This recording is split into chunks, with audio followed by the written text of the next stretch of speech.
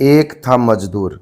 मजदूर तो था, साथ ही साथ किसी संत महात्मा का प्यारा भी था। सत्संग का प्रेमी था। उसने शपथ खाई थी, मैं उसी की मजदूरी करूंगा जो सत्संग सुने या मुझे सुनाए।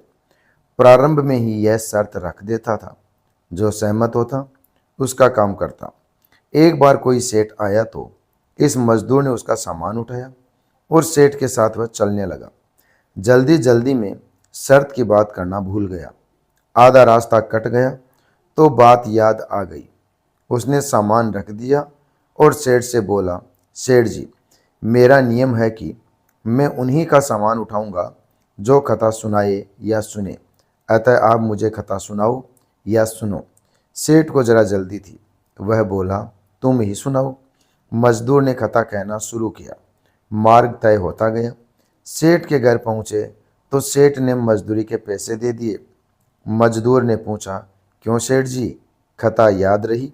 सेठ ने कहा, हमने तो कुछ सुना नहीं, हमको तो जल्दी थी और आधे रास्ते में दूसरा मजदूर कहाँ ढूंढने जाता, इसलिए शर्त मान ली और ऐसे ही हाँ हूँ करता रहा। हमको तो काम से मतलब था, कथा से नहीं। भक्त मजदूर ने सोचा कि कैसा अभागा है, मुफ्त में सत्संग मिल रहा था और सुना भी नहीं। यह पापी मनुष्य की पहचान है। एक वह जमाना था कि राजा लोग राजपाट छोड़कर गिरी गुफाओं में गुरुओं को खोजकर उनके सत्संग का लाभ उठाया करते थे। भक्त को बड़ा आश्चर्य हुआ।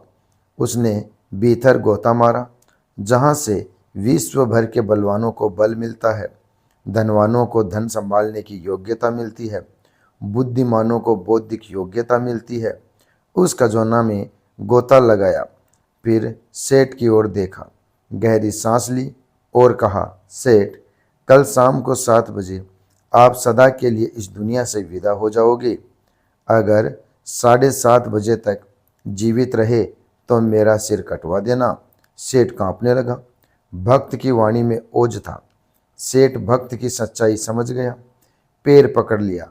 भक्त ने कहा, सेठ, जब आप यमपुरी में जाएंगे तब आपके पास पुण्य का लेखा जोखा होगा, हिसाब देखा जाएगा। आपके जीवन में पाप ज़्यादा है, पुण्य कम है। अभी रास्ते में जो सत्संग सुना, थोड़ा बहुत उसका पुण्य भी होगा। आपसे पूछा जाएगा कि कौन सा फल पहले भोगना है, पाप का या पुण्य का? तो यमराज के आगे स्वीकार कर लेना कि पाप का फल भोगने को तैयार हूँ, पर पुण्य का फल भोगना नहीं है, देखना है। पुण्य का फल भोगने की इच्छा मत रखना। जीवन में सुखी रहना है तो दूसरों की बुराई और अपनी भलाई को भूल जाओ, आप सुखी हो जाओगे। हमें अपनी गलती होती है तो गुस्सा नहीं आता, लेकिन दूसरों की गलती देखकर गुस्सा आता है। दूसरों में भी अपना दिख जाए तो बेड़ा पार हो जाए। सेठ यमपुरी में पहुंच गए। चित्रगुप्त ने हिसाब पेश किया। यमराज के पूछने पर सेठ ने कहा, मैं पुण्य का फल भोगना नहीं चाहता और पाप का फल भोगने से इनकार नहीं करता। कृपा करके बताइए कि सत्संग के पुण्य का फल क्या होता है। मैं यह देखना चाहता हूँ। पुण्य का फल देखने की तो कोई व्यवस्था यमपुरी में नहीं थी। पाप पुण्य के फल भुगताए जाते हैं, दिखाए नहीं जाते। यमराज को कुछ समझ में नहीं आया। ऐसा मामला तो यमपुरी में पहली बार आया था। यमराज उसे ले गए इंद्र के पास। इंद्र ने कहा, पुण्य का फल तो भुगतवाया जाता है, दिखाया नहीं जाता। सेठ बोला, नहीं, सत्संग के पुण्य का फल मैं भोगना नहीं चाहता, सिर्फ देखना चाहता हूँ। इंद्र भी उलझन में पड़ गए। चित्रगुप्त, यमराज और इंद्र तीनों सेठ को ले गए भगवान आदि नारायण के समक्ष। इंद्र ने पूरा वर्णन सुनाया। भगवान मंद मंद मुस्कुराने लगे। तीनों से बोले, ठीक है, जाओ अपना अपना काम संभालो। सेठ को सामने खड़ा रहने दिया।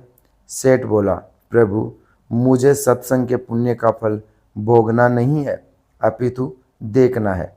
प्रभु बोले, चित्रगुप्त, यमराज और इंद्र जैसे देव आदर सहित तुझे यहाँ ले आए और तुम मुझे साक्षात देख रहा है, इससे अधिक और क्या देखना है। जो 4 कदम चलकर ब्रह्म ज्ञान के सत्संग में जाता है तो यमराज की भी ताकत नहीं उसे हाथ लगाने की। ब्रह्म ज्ञान का सत्संग इतना महान है, ऐसा सत्संग सुनने से पाप कम हो जाते हैं, पाप करने की रुचि भी कम हो जाती है। सत्संग से बल बढ़ता है, सारी दुर्बलताएं दूर होने लगती है। दोस्तों, वीडियो पसंद आया हो तो लाइक और शेयर ज़रूर कर देना।